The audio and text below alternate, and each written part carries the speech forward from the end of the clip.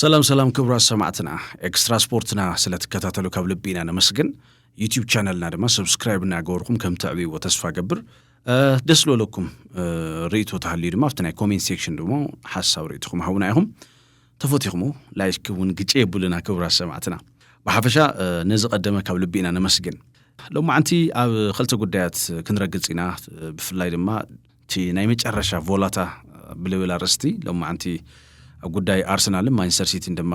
ተወሰነ ነገር ክንበሊና ያው ጽባህ በርንሌይ ልገጥም ማንቸስተር ሲቲ ለማ አንተ ደማ ጋዜጣዊ መግለጽ ይሁን ነይሩ ፔፕ ጋርዲዮላ ትኩረት ንግበር እንበይ እንድሕርዳ አንቀፍቀፍ ነው ልኮይና ነጥብ እንደብሩ ኮይና አርሰናል ለምሕረና አይነስ ጋንታ ይሆነ ይልብል ሐሳብ ይገልጹ ዝረከብ ሕዚ ግን አንቀፍቀፍ ልባሃሉ ሰዓት ድዩ ነጥብ ልደብረይሉ ሰዓት ድዩ ተዋይል ከሕተተሎ በቃ በሙሉ ትኩረት ክንጫወት ነይና እንበይ አርሰናል ይኮል መርሕ ለክሳብ ሕዚ ስለዚህ ትጽዋዕ አርሰናል ኮስዲ ተተዋለስ ምንም ጸገም ይውል ይዝብል ሐሳብ እዩ ጋርዲዮላ ገሊጹ እና አርሰናል ጽቡቅ ነይሩ ንሕና ውን ጽቡቅ ነይርና ፖል ገጭሎም ትውልኹም ንሕና ውን ፖል ገጭልና እዩ ጸዋታ ዝውስኑ ድማ እዞም ደቀቅቲ ነገራት እዮም ልብል ሐሳብ ድማ ጋርዲዮላ ገሊጹ እዩ ምክንያቱ አርሰናል ኣብ ጽቡቅ መንፈስ እዩ ልብል ለኾነ ፍሬም ልክዋሃብ ድማ ብስተፈላለይ መንገዲ እና ተጻረ ይልርከብ ልክ ሓምቲ ማንቸስተር ሲቲ እዩ ክወስድ አርሰናል ድማ መወዳእታ ክድውሪ ይልባሃል ሳይኮሎጂካሊ ለሲስቲ ቡስት ልገብር ሐሳብ ልነበረ ሕዚ ድማ በተመሳሳሊ ድሕርትና ኢታሃድ ልገብሩ ወቃልሲ ሕዚ ብዙሓት ሰባት ድማ አርሰናል ውን ክወስድ ይኽእል እዩ ተመርሃ ግብር ኮ ፎከስ ልበለ እዩ ልብል ሐሳባት ኣለውና እሳቶም ብልተወሰነ መንገዲ ክነልዕኛ ካው ድማ ሊ ፕሮፌሰር አርሴን ቬንገር ኣብ ጉዳይ እዚ ቮላታ እዚ ርእይቶ ይዎም ኣለው ትክክለኛ ሰዓት መሪጾም ልመጽ ይመስለን አርሴን ቬንገር ምክንያቱ ናይ አርሴን ቬንገር ሐሳብ ተጫዋት ኾነ ሚኬል አርቴታ I think ለስማዑም ይመስለኒ አሽኳይ ዶዚ በቲክቶክ ለቶም ተጫወት ለወድሱ ተፈላሊ ዘረባታት በዓዊ ስክሪን እናስምዐ ትሬኒንግ ከስርሖም ተራእዩ ነይሩ በተመሳሳል ድማ ሓንቲ ኩዕሶ ኣብ መንጎ ሓሙሽተ ተጫወት ብርእሶም ገጨም ሒዞም ከይትወድቕ ዩኒቲ I think ለኩጉልበት ገለ ይመስለኒ ሚኬል አርቴታ ተፈላሊ በቃ ማለት ካፍት ኩዕሶ ኣብ ወጻይስ ኣብ ሳይኮሎጂካል ድማ ኣብ ተጫወቱ ኢንቨስት እና ገበረ ለሚዲያታት ድማ ፍቁድ ገይርዎ ነይሩ ሪኢናውን ማለት እዩ ስለዚህ አርሴን ቬንገር ኣብዚ ሰዓት ለውዎ ሐሳብ ለተጫዋታ አርሰናል በጣም ልጠቅም እዩ እንደውም ቬንገር ታሚሎም እርግጸኛ እየ ውሽጤል ነገርንሎ አርሰናል ተዋንጫ ኮስዶ እዩ እምነተይ እዩ ድማ የሚለው አነ እርግጸኛ እየ ምድውለው አርሴን ቬንገር ምክንያቱ ለልዕልዎ ተዓብይ ነጥብ ታዩ አጨራርሳ ማንቸስተር ሲቲ ሃምትና ይቀደም አይኾኒ እዩ ማንቸስተር ሲቲ ሃምና ቀደሙ አይውዲ ግዴው ልኩም ይክብራ ሰማዕትና ናይ ማንቸስተር ሲቲ አወዳዳ በፍላይ ድማ ኢቭን ለሐለፈ 10 ዓመታት ናይ ጋርዲዮላ ውን ክንግምግሞ ንኸሊናና ዝሐሳብ ዝገልጾም ኣለው እምነተ እዩ አርሰናል ክበልዕ እዩ ትናይሎም ፕሪሚየር ሊግስ ናይ አርሰናል ይልብል ሐሳብ አርሴን ቬንገር ገሊጾም እዮም ፕሪሚየር ሊግ በባህሪው ግን በጎል አፈላላይ ውን ክዛዘም ይኽእል እዩ እንዳተባለ ይዘረከሙ ምክንያቱ ሓንቲ ጎልያ ትፈልዮም አመንጎም አርሰናል ለተጻሬ 37 ጎል ኣሎ ማንቸስተር ሲቲ ለተጻሬ 36 ኣሎ ማለት እዩ ቶታል መናቁፀረ ብዙሕ ብለብል ግን ሲቲ ይልበዝሕ በተመሳሳል ድማ አርሰናል ውሕድ ጎል ስለልተቆጸሮ እዩ እዚ ጎል ዲፈረንስ ተፈጢሩ ዝረከብ ምናልባት ነጥቦም ማዕረተ ኮይኑ ለመዝገቡዎ ማዕረተ ኮይኑ ለአትዮሙን ማዕረተ ኮይኑ ሄድ ቱ ሄድ ብልብል ከም ልፈላለይ ይፍለጥ እዩ ቅድሚ ሄድ ቱ ሄድ ግን ነጥቦም ማዕረተ ኮይኑ ለአብነት ብዙሕ ጎል መነለዎ ክረአዩ ሱውን ማዕረተ ኮይኑ ብዙሕ ጎል መነቁጽሩ ለብለውልን ክምጻይ ማለት እዩ ስለዚህ ብዙሕ ጎል ኣብዚ ሰዓት ድማ ወሳኒ እዩ ማለት እዩ ሚኬል አርቴታ ኢብሬቼ ኢዜ ኦዲጋርድ በሓደ ገይሩ ብልተወሰነ ድማ አሪና ነይሩሞ ትማልውን ሃምል ገለጽናዮ ኢዜ ከብል መጽላው አርሰናልስ ኣብ 4 ጨዋታ እዮም ክልቲኦም ተጻወቱ ድማ በሓባር ተጫወቶም ሕዚ ኣብ ጽቡቅ ፊትነስ ለለው ይመስሉ ኣብ ጽቡቅ ቁመና ለለው ይመስሉ ጎል የድልኢና ተባለ ኣብ ሰዓት እዚ ነጥብ ጥራሕ ይኾነ ክልቲኦም ጋንታታት 100% ልተረፉዎም ጨዋታታት ተልስዕሩስ 85 ነጥብ እዮም ክወጹ ካው ላዕሊ የለይ ሲቲ ውን ክትንክር እዩ አርሰናል ውን ክትንክር እዩ ተመርሃ ግብሪ በዘይገድስ ኣብ ሰዓት እዚ ጎል ግን የድልኢ እንዳተባለ በካቨርትስ ድዩ በጌኮርስ ዲ ክእተ ወይስ ማዓት ክሪኤቲቪቲ ተጫዋቶ ዲ ክድርድር ሚኬል አርቴታ ኔክስት ምስኒካ ስለብል ግበር ጨዋታ ድማ ክንርኡና ማለት እዩ ግን ድማ ቶም ብጣዕሚ በቃ በጸቢ ማርጂን ልውዱ ጨዋታታት ብዙሕ ግዜ ማንቸስተር ሲቲ ልሳተፈሎም እዩ ለአብነት በጎል አፈላላይ ክውዳእተሎ ፕሪሚየር ሊግ እንግሊዝ በ2011-12 ሲዝን ማንቸስተር ሲቲ ተዓዊቱ በሓንቲ ነጥብ አፈላላይ ድማ ፕሪሚየር ሊግ ክውሰንተሎ በ2018-19 ሲዝን ሲቲ ተዓዊቱ በ2021-22 ድማ ሲቲ ተዓዊቱ ዞም ሳይኮሎጂካሊ ምድላው አብለድ ለሎም ሰዓት ድማ ሁሉ ግዜ ኮይኑ ልርከብ ጋንታ ማንቸስተር ሲቲ እዩ ሕዛ መጻጽውን ልኡ ይልመስል ልብል ሐሳብ ቶም ፕሮ ሲቲ ልዛረው ሐሳብ እዩ ኣርቴታ ድማ ድሕርታ ናይ ወርሒ ብሉጽ ኣሰልጣን ተባሂሉ ምስተሸለመ ኣብ እንግሊዝ ምድሪ ዝተኻየዱ 4 ጨዋታታት ተሳዒሩ 4 ጨዋታታት ተሳዒሩ እዩ ዝነገር ዝጋሻ እዩ ማለት እዩ ባክ ቱ ባክ በቃ ማለት ኣውላውስ ተሳዒሩ ይፈልጥ ኩሉ ግዜ መልሲ ኢለ ኩሉ ግዜ ለደገፍት ግብረ መልሲ ክህብ ድማ ለመጽጋንታ ኢልና ድማ ልዒልና ንፈልጥ ኢና ሕዚ ግን 4 ተኸታታሊ ሰዓራት ሕዚ ሃም ስፕሪንግ ቦርድ ጌራት ለዓለላ ታ ኣመወዳእታ ኣብ ኢትሃድ ስቴዲየም ድማ ለማንቸስተር ሲቲ ገጥም ተሎ ለርእይዎ ፍሉይ ዝኾነ ምንቅቃሕ ምዃኑ ድማ እዩ ሃም ሓደ መወዳደር ነጥቢ ዝለዓል ዘሎ ግን ኣርቴታ ኣብ 6 ዓመት ይፈረቃይ ኣብ ኣርሰናል ጻኒሒቱ ሓንቲ ወርሒ ብጣዕሚ ነገራት ተኸውዶ ምዃና ድማ ይርአ እዩ ለኣብነት ጋዝ ይውድ እዩ ኣርሰናል ገለ ተዋሂሉውን ተልዝረብ ኣነ ምስ ምኽንያታዊ ኢለ ኣሎ ለኣብነት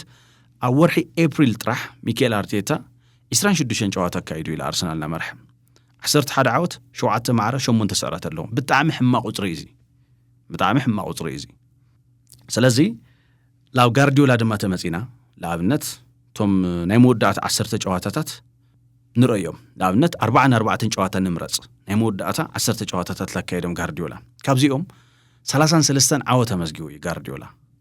ብማእኸላይ 2.48 ነጥብ ድማ ናኣከበ ኢሉ ስዕር ማለት እዩ ሓንቲ ስዕር ጥራሕንያቶ ጉልበቱ ኣኪቡ ብወላታ ለወቅዕ ጋንታ ማንቸስተር ሲቲ ምዃኑ ብብዙሕ መዐቀን ርኢና እዩ ኢና በቃ ለይደክም ሲቲ ምዃኑ ብኣንጻር ድማ ናይ ሚኬል ኣርቴታ ጋንታ ኣብ መወዳእታ ኢዱ ልህብና ሕዚ ተን 5 ጨዋታ ተሪፈን ለሎ ሃመ እዩ ኣወዳደአን ክኾን እዩ ኣርሴን ቬንገር ማንቸስተር ሲቲ ሃምና ቀደሞ ይውድኢ እዩ ተሓሳብ ኣርሰናል ድማ ኣብ ኢትሃድ ልነበሮ ፐርፎርማንስ ልንኣድዩ ለኣብነት ኣብዚ ዓመት እዚ ማንም ለሲቲ ኣብ ሜድኡ መጽኡ ገጢሙ 5 ዓበይቲ ዕድላት ለፈጠረ ማንም ጋንታ የለይ ልብል ተሓሳስባውን ይለዓል እዩ ካብኡ ተወሳኺ ድማ ቶም ቤስት ተጫዋትና ማንቸስተር ሲቲ ኣብ ሜዳ እናሃለዩ ብዙሕ ፓስ ለገበረ ኦዲጋርድ እዩ 41 ቀዳማይ ብዙሕ ዕድል ለፈጠረ ኦዲጋርድ እዩ 4 ዕድል ቀዳማይ ላ ፋይናል ሰርድ እንደገና ብዙሕ ፓስ ለገበረ 15 ፓስ ኦዲጋርድ እዩ ቀዳማይ ቲ ኤክስፔክትድ አሲስት ልበሃል ባዶ ነጥብ 33 ለመዝገበ ኦዲጋርድ እዩ ቀዳማይ ቦል ሪከቨሪ 7 ኦዲጋርድ እዩ ቀዳማይ ስለዚ መዓልቶም ኣይኮነይም በይ ኣምቲ ሚኬል ኣርቴታ ለወሎ ላውኣቶም ጎል ተቆፂሩ ላዋና ድማ ተሳሒቱ እሱ ይተፈላለይም በይ ስፒሪት ማለት እውን ጀጊን ኸናይ ምጭዋት ጸገምስ ኣይነበረናይ በቃ ልክንዕወት ኢና ኣቲና ኣምቲ ብዙሓት ልወቕስዎም ማዕረውን ብጣዕሚ ስለላዋጾም ለማዕረክ ጨዋታ ዶ ይኽእሉ ተዋሂል ነይሩ ኮምፕሊትሊ ልተፈለየ ኣርሰናል ሃምራና ይፍለጥ እዩ እና ኣርሰናል ተንተን ትግሪ ኩዕሶ ጥራሕ ከይኾንስ ቲ ኮምፒውተር በዓሉ ቲ ኦፕታ ሱፐር ኮምፒውተር በዓሉ እውን ያው እምነታም ለሕደረሉ ርኢና ኣለና ድሕርታ ናይ በርንሌይ ጸዋታ ሃመይ ክኾን ልብል ድማ ሓቢርና ክንሪና ማንቸስተር ሲቲ ኤክስፔክት ይግበር ዓወት ከመዝግብ ጎል ለለዎ ጨዋታ ክኾን ድማ ተጽቢት ይግበር ምክንያቱ ጎል ይድሊ እንዳበልና ኢና ንርከብሞ the super computer trusts the process ያው ብዙሕ ግዜ trust the process ይልበሃል ናይ ሚኬል ኣርቴታ ሞ ሕዝውን 73% ክወተሎስ ናይ ሚኬል ኣርቴታ ፕሮሰስ ስለላኣምነሉ ይልብል ሓሳቡን እንዳልዕለም ዝርከቡ ስለዚ ጽባሕ ልግበር ናይ ማንቸስተር ሲቲ ጨዋታ ወሳኒ ኢልና ድማ ክነልዕል ንኽእል ኢና ሞ ናይ ጋርዲዮላ ግን ተጨራርሱ ቶም ቁጽርታት ለመላኽትዎ ተኾይኖም ብጣዕሚ ልገርም እዩ ሎማ ዓመት ያው ብፍላይተን ልተረፋ 6 ጨዋታታት ወሰንቲ እየን ለኣብነት ኣርሰናል ካብ ሒቀል ታሕቲ ልርከቡ ጋንታታት ይልገጥም እንዳተባለ ዝረከብ ኒውካስል ዩናይትድ እዩ ብተመሳሳሊ ድማ ፉልሃም እዩ ዌስት ሃም እዩ ምስ በርንሌይ ገጥሚ ክሪስታል ፓላስ ገጥሚና ኣብዛሓ ግዜ ድማ ካብ ሒቀን ታሕቲ ምስ ዝኾኑ ጋንታታት ገጥም ተሎ ኣርሰናል ለኣብነት 15 ጌማት ተቆፂሩ 12 ዓወት ተመዝጊቡ እዩ እንደውም 37 ጎላት ተመዝጊቡ እዩ ልበሃል ስለዚ ጎል ብጣዕሚ መሰረታዊ ዝኾነሉ ዓመት ኣርሰናል ታይካሪና ይኽእል እዩ ናይ ሲቲ ድማ በርንሌይ ገጥም እዩ ብተመሳሳሊ ኤቨርተን ብሬንትፎርድ በርንማውዝ ቪላ ክሪስታል ፓላስ ስለዝኾኑ እዚኦም ያው ቀለልቲ መርሃ ግብርታት ይኾኑ ግን ኣርሴን ቬንገር እዚኦም ልውለው በቃ ተሞቻችውስ ኣይውድኢ እዩ ኢቨን ባዕሉ በርናንዶ ሲልቫኮ አንሕና ልተረፋና 6 ጨዋታ ኣርሰናል ልተረፉ 5 ጨዋታስ ሙሉእ ብሙሉእስ ኣይንስዕሮ ኢሉ ድሮፕስ ንገብር ኢና ግን በይንና ይኾንናይ ድሮፕ ንገብር እዩ ተሓሳብ ምናልባት ትናይ ጽባሕ ጨዋታ ምስራእና ድማ ብሰፊሑ ንሪኦ ነገር ክኾን እዩ ካልእ ኢንትረስቲንግ ነጥቢ ናይ ሌስተር ሲቲ ጉዳይ እዩ ሌስተር ሲቲ ጋርዲዮላ ምስ መጸ ለደንገጾ ቲም ሌስተር ሲቲ ምዃን ትፈልጡ ኢኹም ኢትሃድ ከይተረፈ እንመሃሬዝ ዋው ማለት ዓይነት ጎላት ሃምለ መዝግቡ ላ ህሊና ከም ተምጽኢኹሞ እዚ ልገርም ጋንታ እዚ ካብ ቻምፒዮንሺፕ ድማ ላብ ሊግ 1 ክወርድ ተቃሪቡ ኣሎ ليغ 1 دما ايمين تشامبيونشيب كودا 3 ጨዋታ ተሪፈን አለዋ ሌስተር ሲቲ ደማ ካፍት ሴፍ ዞን 8 ነጥብ ረሒቁ ዝረከበ 3 ጨዋታ ደማ 9 ነጥብ ጥራሕ ይኒዮ ሎማ አንተ ምሳል ሲቲ ጨዋታ ኒዮ ኣብዚ ጨዋታ እዚ ዓወት እንድሕር ላይ መስግብ ሌስተር ሲቲ እቲ ቅድመ 10 ዓመት ናይ ፕሪሚየር ሊግ እንግሊዝ ብዙሓት አፎም አትሒዙ ደማ ዓወት ለመስገበ ሻምፒዮን ለሆነ ጋንታ ላብ ሊግ 1 ደማ ኮወርድ እዩ አሚስን 41 ዓመቱ ዝጋንታ እዚ ለኻልአይ ግዜ ኮወርድ ደማ ተጽዊትና ተገበረ እዩ በአጠቃላይ 4 ዓመት ሳልሳይ ግዜ እዩ ለወርድ ሎ ሌስተር ሲቲ ሞ 2023 ከፕሪሚየር ሊግ ሕዝ ድማ ካብ ቻምፒዮንሺፕ ኮወርድ ተጽዊትና ተገበረሉ ይዝርከሙ እዚ ናይ ማህሬዝ ናይ ቫርዲ ናይ ካንቲ ጥምረት ለርእና ዝገርም ጋንታ ሕዚ ምስነ ብሮምሊ ማንስፊልድ ዋይኮምብ ምዚኦም ድማ ክጫወት ተጽዊት ይግበር ይሞ ብፍላይ ግን ቅድሚ 3 ዓመት ከፕሪሚየር ሊግ እንትወርድ ከመንቅሕዶ ወለ ይምጥቃሙም ተወነንቲ ሕዚ ዋጋ እናኽፈሎም እዩ እንዳተባለ ይዝርከሙ ቫርዲ እዩ ድማ ነይሩ ለመወዳእታ ማለት ላብ ጣልያን ክሳም ለኸድ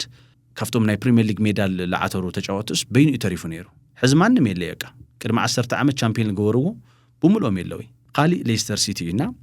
ኣብ ሊግ 1 ድማ ታይ ዓይነት ፈተና ክገጥሞ ይልብል ሎማ አንቲ ታትግበር ጨዋታ ምሳል ሲቲ ድማ ርኢና ክንዘራረበሉ ኢና ማለት ይክብራ ሰማዕትና ግን ክልተ ግዜ 5 ይልወጽ እዩ ድሕርቲ ዓወት ምምዝጋብ ናይ ፕሪሚየር ሊግ ብሬንደን ሮጀርስ ምስሓዝዎ ብ2021 ኤፍኤ ካፕ አዕቲሮም እዮም ካው ድማ ተኸታታሊ 5 ይወጽዮም እዮም በተመሳሳል ድማ ሻምፒዮን ምስኾነ ናይ ፕሪሚየር ሊግ ኣብ ቻምፒየንስ ሊግ አውሮፓ ተሳትፎ ምስረኸበ ድማ ክሳብ ርዕብ ፍጻመ ድማ በጽሕ ዝነበረ ጋንታ እዩ በሓፈሻ ለይድብር ወላ ዝከላኸል ቲም ተኾነ ግን በጣም ደስ ልብል ናይ ጂሚ ቫርዲ ካውንተር አታክ ሃይል ኻትጽበዩ ዓይነት ጋንታ እዩ ነይሩ ስለዚ ሌስተር ሲቲ ኣብ ሓደ ጋም ዘሎ እዩ እንዳተገለጸ ዝርከሙ ናይ ሎማዓንቲ ጨዋታታት ኢንጆይ ክትገብሩ ዓዲምናኩም ኣለና ቸልሲ እውን ምስ ብራይተን ለካይዶ ካብ ሜዳ ወጻይ ልግበር ጨዋታ እዩ ምናልባት ኣብ ሊያም ሮሶኒየር ለለው ጽዑንቶታት ክውስኹ ድዮም ክዝሕሉ እዚ ናይ ሎማዓንቲ ጨዋታ ማለት ዓወት ጥራሕ ከይኾነስ ምንቅስቃሶምን ብሓቢርና እንሪኦ ክኸውን እዩ ጽቡቅ ለሆነ ጨዋታ ድማ ክኾነልኩም ተመንየለኹ ዩቲዩብ ቻናልና ሰብስክራይብ ይገበር እንዳወልኸ ይዝረከብ ክብረት ያብለይ